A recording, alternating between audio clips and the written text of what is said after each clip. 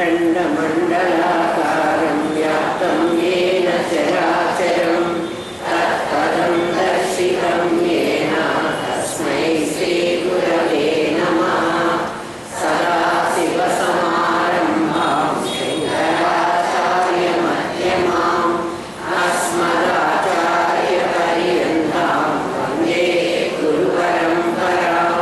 गुरुब्रह्मा गुरुर्विष्णु गुरुदेवो महेश्वरः गुरुसाक्षात् परब्रह्मा तस्मै श्रीगुरवे नमः। नित्यानन्दं परमसुखदं केवलं ज्ञानमूर्तिं विश्वातीतं गगनसदृशं तत्त्वमस्यादिलक्ष्यम् एकं नित्यं विमलमचलं सर्वती साक्षिभूतं भावातीतं त्रिगुणरहितं सद्गुरुं तं नमामि। ॐ सहना भवतु सहनौ भुनक्तु सह वीर्यं करवावहै तेजस्विनावधीतमस्तु मा विद्विषावहै। ॐ शान्ति शान्ति शान्तिः।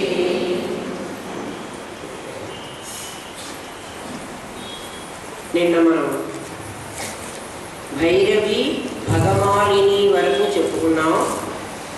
భైరవి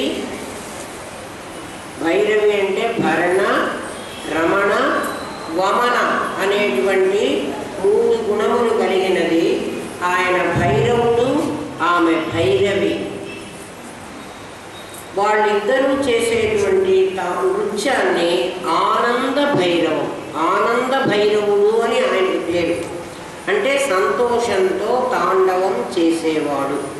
ఎప్పుడు తాండవం చేస్తాడు? ఆ ఆటంతా అయిపోయిన తర్వాత శివ తాండవం చేస్తాడు. ఆమె కూడా శివాలాస్యం, ఆమె నాట్యం చేస్తుంది. ఆ నాట్యాన్ని లాస్యం అంటారు.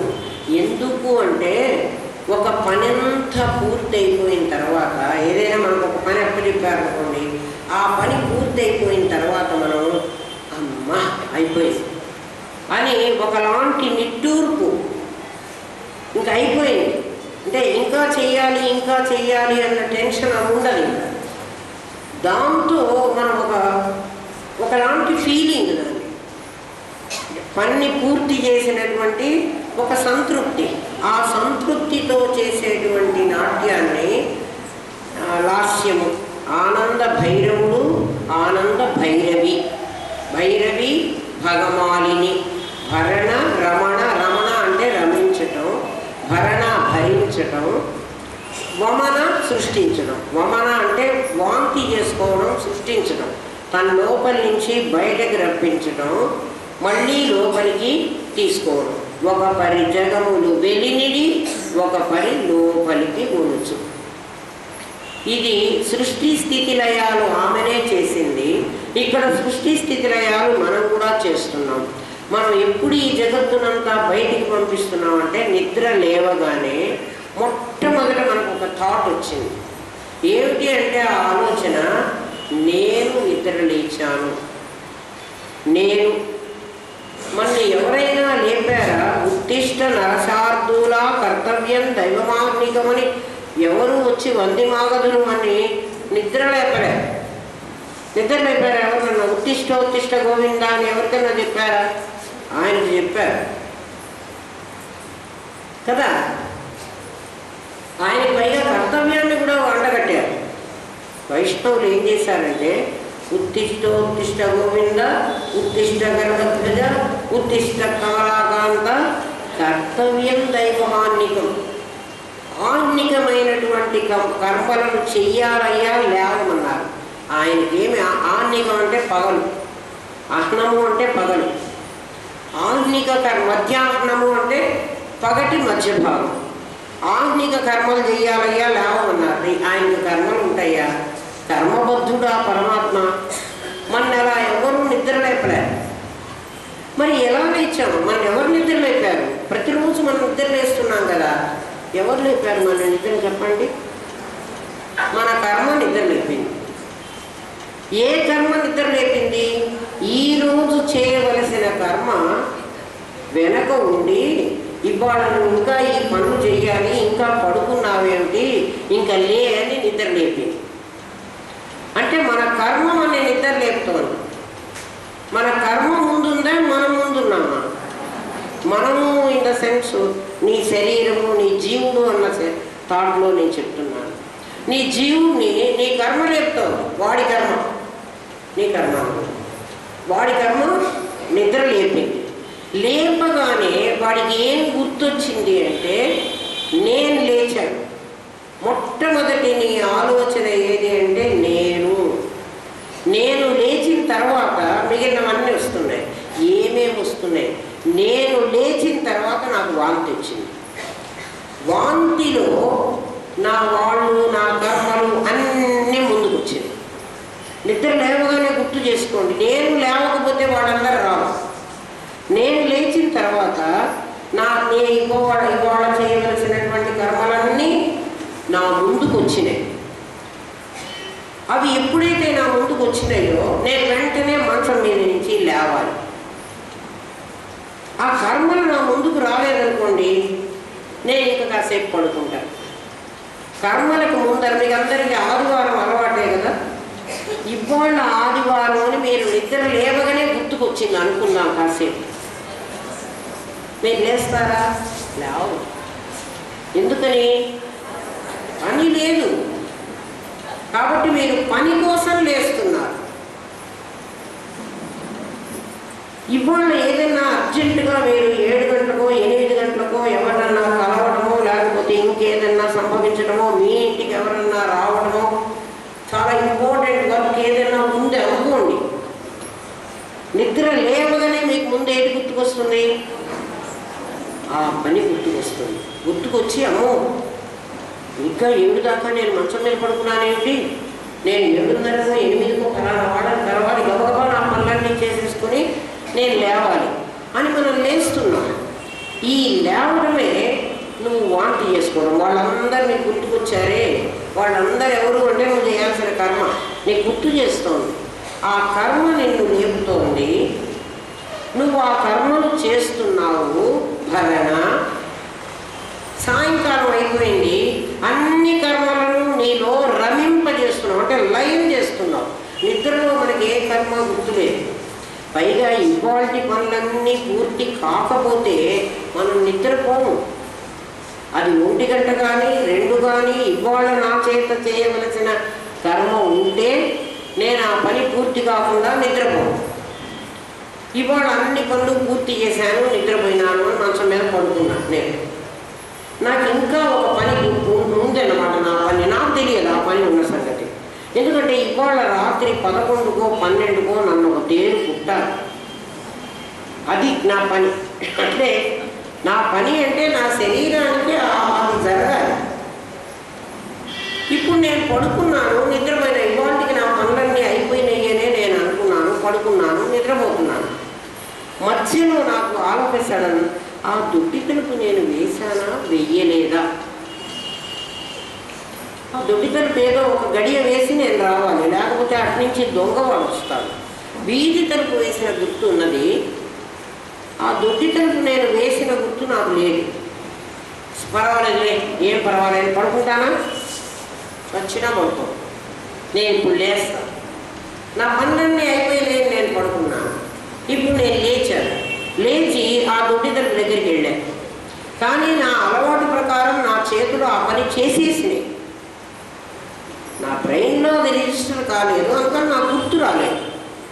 చెయ్యికి అలవాటు కదా, మామూలుగా మనం రోజు ఏం పనులు చేస్తామో, ఏం ఆలోచిస్తున్నా ఆ పనులన్నీ అయిపోతాయి. అలాగే ఆ పని కూడా చేసేసాను.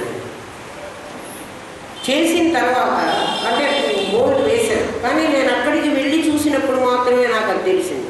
అక్కడ ఒక తేలు నా కోసం కాచుకుని పాపం. అది నా మంచం దగ్గర దాకా రాలేదు. నేను దాని దగ్గరికి వెళ్తేనే అది నన్ను కుట్టాలి.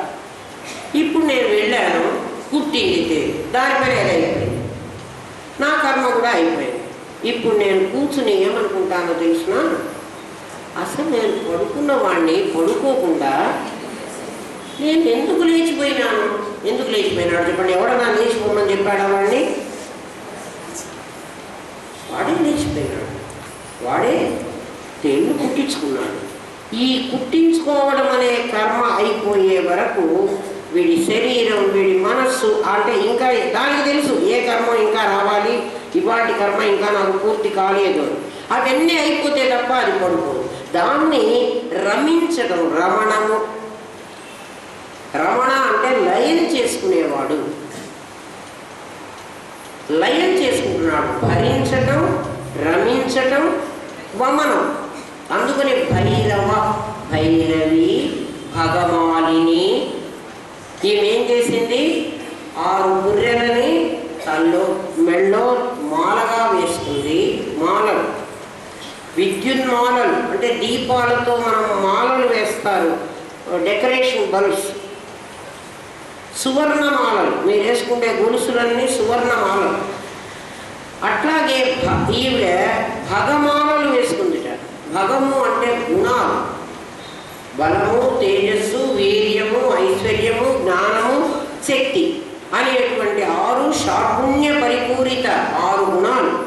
6 గుణాలు నిన్న మనం 2 త్రిభుజాలని అనుగ్రహం, తిరోధానం అని వేసుకున్నాం.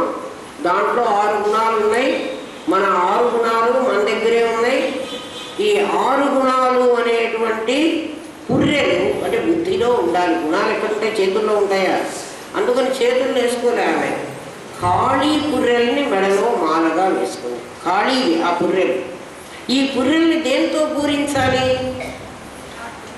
గుణాలతో పూరించాలి. కంసల్ వాడి దగ్గరికి ఆ గాజుల్లో రాళ్ళు పెట్టకుండా గాజు తయారు చేసి ఆ కంసల్ వాడు తీసుకొస్తాడు. గాజు తయారు చేస్తాడు, దానికి అన్ని బొక్కలు ఉంటాయి. ఈ రాళ్ళు పొదిగేవాడు ఏం చేస్తాడంటే ప్రతి హోల్లో, హోల్ కంటే పూర్తిగా కన్నం కాదు, చిన్న గుంటలు, దాన్ని ఆ బంగారానికి పెట్టేటువంటి గుంటలు, ఆ గుంటలో ఈ రాయి పెడితే కరెక్ట్గా సరిపోతుంది. అలాంటి రాళ్ళను వాడు ఏరుకుని, అంటే ఈ గుంటలో ఏ రాయి పెడితే సరిపోతుందో దాన్ని ఏరుకుని దాంట్లో పెట్టి ఫిక్స్ చేసి దాన్ని ఏదో దాంట్లో కోసి కత్తి ఏదో చేసి మొత్తాన్ని దాన్ని బిగిస్తారు, రాయి ఊడిపోకుండా. అలా బిగించాలి. అమ్మవారి తలలో ఉన్న పుర్రెలన్నీ ఖాళీ పుర్రెలు, అట్లా హోల్ ఉన్న పుర్రెలు, వాటన్నిట్లో షాఢ్గుణ్యాలు పూరించుకుంటే అవి పొదిగిన గుణాలు పొదిగినటువంటి మాలలు అవుతాయి. అంటే అన్నీ కూడా ఒకసారి పెట్టచ్చు సార్. కంసర్ వాడు అట్లాగే గాజులో అన్ని రాళ్ళు ఒకసారి పొదుగుతాడా? ఒక్కొక్క రాయి పొదగాలి. నువ్వు 6 గుణాలు ఒక్కొక్కటి నింపుకోవాలి. అన్నీ ఒకసారి అన్నీ నాకు వచ్చాయండి, నేను భగవాన్ని.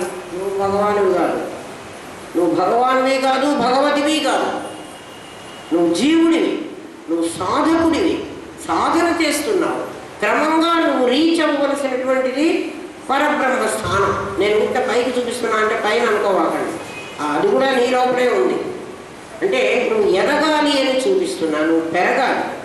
అలా పెరిగేటువంటి ఆ రీచ్ అయ్యేటువంటి ఆ ధ్యేయాకారమైన పరబ్రహ్మ స్వరూపాన్ని నువ్వు చెందాలి. అందుకని ఖాళీ మాలలు పుర్రెలు వేసుకుంది. ఒరే మానవుడా, నువ్వు సాధన అంటే ఒరే మానవుడా ఎందుకు చెప్తుందని ఇప్పుడు మనం ఖాళీ దగ్గర మాట్లాడుతున్నాం. ఖాళీ అంటే ఎవరు? తమస్సు. ఎందుకంటే ఖాళీ ఏం చీర కట్టుకుంటుంది? నీలం చీర కట్టుకుంటుంది, లేకపోతే నల్ల చీర కట్టుకుంటుంది. ఖాళీకి ఎప్పుడు నిమిషం ముందుకెళ్ళి చూడండి, నాకు ఎర్రది పెడతారనుకుంటాను బహుశా. ఎందుకంటే నిమిష అంటే రెప్పపాటు. ఉన్మేష నిమిషోత్పన్న అంటే కళ్ళు తెరవడం, కళ్ళు మూయడం. కళ్ళు తెరిస్తే ప్రపంచం, కళ్ళు మూస్తే ప్రళయం. తమస్సులో ఉన్నటువంటి అమ్మవారి లక్ష్మీదేవి పుర్రెలహారం వేసుకోదు. మీరు గమనించారో లేదు? లక్ష్మీదేవి పుర్రెలహారం వేసుకోదు. ఆమె ఏమి హారం వేసుకుంటుంది చెప్పండి? కాసుల పేరు వేసుకుంటుంది. కాసుల పేరు ఎలా ఉంటుందో చూసారా? ఈ రోజుల్లో రకరకాల నకిలీ నగలన్నీ ఉండేటప్పుడు కాసుల పేరు సంగతి మనకేం తెలుసు? ఒకవైపు బొమ్మ, ఒకవైపు బొరుసు ఉంటుంది. కాసుల పేరులో ఒకవైపు లక్ష్మీదేవి రూపం ఉంటుంది, ఒకవైపు ఒక లెటరు, అది ఎందుకు ఉంటుందో నాకు తెలియదు కానీ ఒక లెటర్ ఉంటుంది, ఏదో ఒక అక్షరం, ఓవైపు బొమ్మ ఉంటుంది. అంటే నేను సచ్చిద్రూపమైనటువంటి దాన్ని అని మనకు చెప్తోంది. నా వెనక చూసుకో, నీకు అసలు సంగతి తెలుస్తుంది. నువ్వు ముందు నా రూపాన్ని, మన లక్ష్మీదేవి ఉన్నవైతే కాసులు వేసుకుంటాం, దాన్ని వెనక్కి తిప్పి, అన్ని నగలకే వెనక్కి తిప్పితే ఏముండదు. అన్ని నగలు వెనక ముందు ఒకలా ఉండవు. ముందర వైపు చాలా షైనింగ్, చాలా అందంగా ఉంటాయి. వెనక ఎవరు బోర్ల పెట్టి నగలు వేసుకోరు. ఈవెన్ గాజులు కూడా బోర్ల తిప్పితే ఏం బాగుండవు. కానీ కాసుల పేరు మాత్రం నువ్వు ఎడు తిప్పినా పర్వాలేదు, దానికి రెండు వైపులా కూడా ఆ సౌందర్యం, ఆ చెప్పులు, ఆ అలంకారం అన్నీ ఉంటాయి. ఒకవేళ ముందు వైపు కొంచెం దగ్గరగా పెడతాడేమో. కాసులు వేసుకుంటుంది లక్ష్మీదేవి, ఒట్టి నగలు కాదు వేసుకుని, ఒట్టి గొలుసులు కాదు వేసుకునేది. అంటే కాసుల పేరు వేసుకుంటుందంటే నేను సచ్చిద్రూపమైన దాన్ని నా వెనకకు తిప్పి చూసుకో, నీకు అసలు సంగతి తెలుస్తుంది. నువ్వు పైన ఉండే లక్ష్మిని నేనని అనుకోవాకు అని ఆమె మనకు చెప్తోంది. వెంకటేశ్వర స్వామి కూడా కాసుల పేరు వేసుకుంటాడు చూడండి. ఇక్కడ లేండి, నిన్న మొన్న ఇక్కడ ఉన్నాడు కదా, అందుకని వాడిని ఇక్కడే చూపిస్తున్నా మీకు. కాసుల పేరు వేసుకుంటాడు. దాన్ని బట్టి వెంకటేశ్వర స్వామి ఎవరు? బాలా త్రిపుర సుందరి, ఆయన బాలాజీ అట్లా పెట్టుకున్నారు వాళ్ళు. భగవానిని ఈమె పుర్రెల దండ వేసుకుంది. చేతులు నిన్నడాగా మనం హవాయి చెప్పులు, కత్తెరలు, మెళ్ళో బ్లేడ్ కూడా వేసుకుంటున్నారు. బ్లేడ్ ఆకారంతో ఒక లాకెట్ చేయించుకుని ఇక్కడ తగిలించుకుంటున్నారు. ఊరి పిచ్చివాళ్ళలాగా ఇన్నాళ్ళు ఏదో అక్షరాలు తగిలించుకుంటే సరేలే అనుకున్నాను. ఇప్పుడు కత్తెరలు కూడా, చాకులు కత్తెరలు సింబల్ ఎవరికి? దొంగతనం చేసేవాడికి. దొంగతనం చేసేవాడు కత్తెరలు చాకులు పెట్టుకోవాలి. వీళ్ళు మరి కత్తెరలు చాకులు, చాకు కూడా ఉంది. ఒక అమ్మాయి చాకు కూడా వేసుకోవడం నేను చూశాను, వేళ్లాడుతోంది మెళ్ళు, అది లాకెట్. అమ్మవారు చేతిలో కాళ్ళలో వేసుకోలేదు, ఆమె పుర్రెలు వేసుకుంది. మానవుడికి సంకేతం ఏమంటే, ఓ మనిషి నీ పుర్రె సరిగా లేదురా, నీ పుర్రె సరిగ్గా లేదు, అది అన్నీ కన్నాలతో ఉంది, దాంట్లో అంతా ఖాళీలు ఉన్నాయి, నింపుకోరా. దేంతో? షాడ్గుణ్య పరిపృత, గుణాలతో నింపుకోరా నీ బుర్రని. ఎందుకు గుణాలతో అంటే దుర్గుణాలతోనా? మంచి గుణాలతో. మంచివేమిటి? ధైర్యం, శౌర్యం, వీర్యం, తేజస్సు, బలం, అలాంటి వాటిని నింపుకో నీ పుర్రెని అని పుర్రె చూపిస్తోంది అమ్మ. మనమేమనుకుంటామంటే ఆవిడ అన్ని రాక్షసులను చంపి, అంగుళీమాలుడు అని ఒక రాక్షసుడు, ఒక దుర్మార్గుడు ఉండేవాట.